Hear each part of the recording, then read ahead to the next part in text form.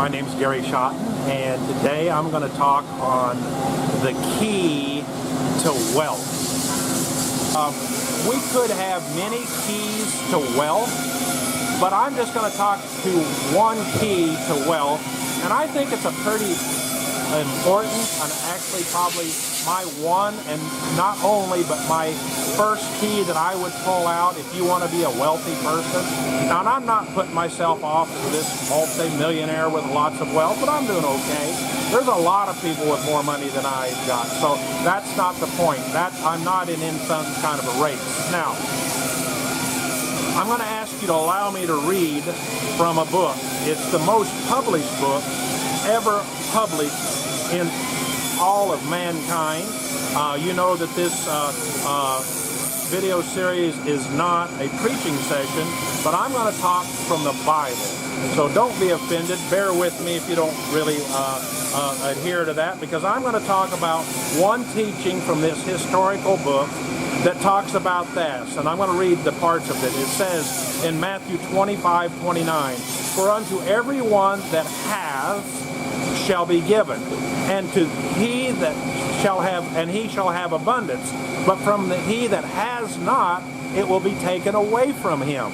Okay, you know something about the Bible. These were written by different people at different times, and we can go again to later on or earlier on in the book of Matthew. Here's the same basic verse again. "For whoever hath, in him shall be given, and to he shall have more abundance. But whosoever doesn't have, it shall be taken away." Interesting. Same basic teaching. One to the chapter 13 and one chapter 25. Now let's go to another book. Now we're going to go to the book of Luke in chapter 18. And chapter 18 says, "Take heed, therefore, how you hear. For whosoever hath, to him shall be given, and whosoever hath not, from him shall be taken even that which he seemeth to have."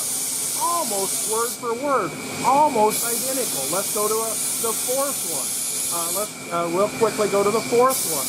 And in that passage it says almost the same thing.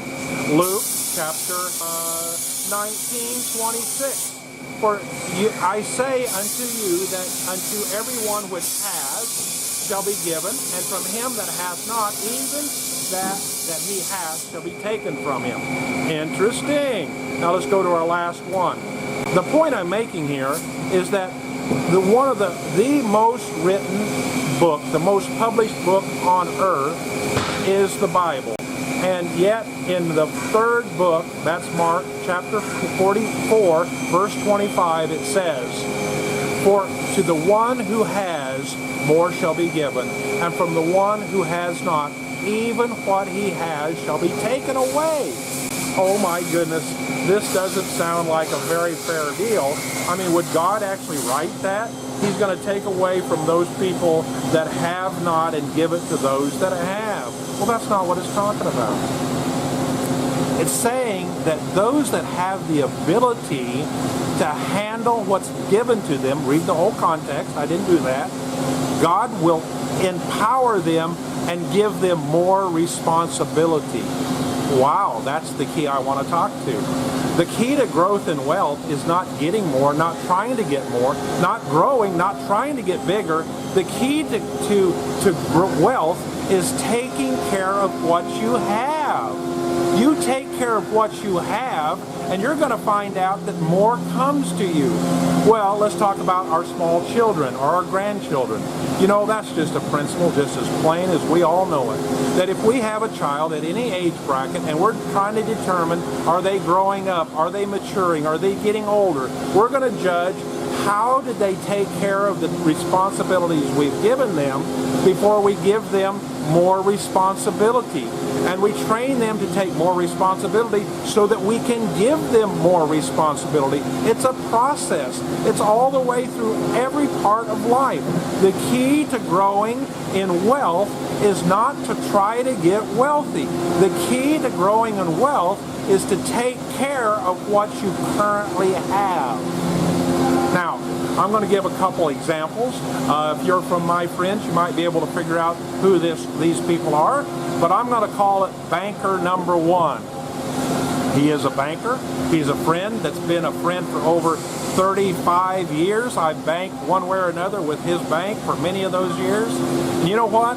This banker has decided that he would want to open and own a bank. Guess what?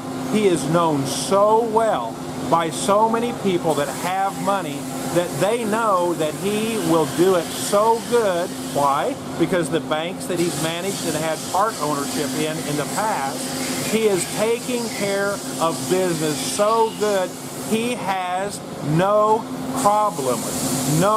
problem getting investors. Someone else that doesn't have a track record, they're going to have to put together a big portfolio. They're going to have to convince people. They're going to have to persuade people. People are going to be hesitant. But I'm telling you, banker number one just has to ring the bell and say, I'm ready for you, and people are ready to invest with him. Why? Because what he has had responsibility for, he's taken good care of. I'm going to refer to banker number two. He's a younger banker. He's well known in our community. I heard recently, and I know this to be true, he has not only president of his bank, on the side he's part owner of 27 different companies. Wow. Well, who handles this? Well, he's created a system so that I was told that on Saturday morning, which is not banker's hours, from 5 a.m. to 8 a.m., each one of the managers of each one of these 27 companies calls him at a specific time. You do the math, probably talks for 5 to 7 minutes, explains what's going on, keeps him abreast, gets approval for any purchase over $50,000, and he goes to the next one. In 3 hours, he is managing, overseeing 27 businesses. Guess what? He could go to 57. He could go to 107 businesses. It's his choice because he takes care of what he has, and people that are stuck with money that's not making a good return are glad to invest with him. They're glad to trust him because he has taken care of business.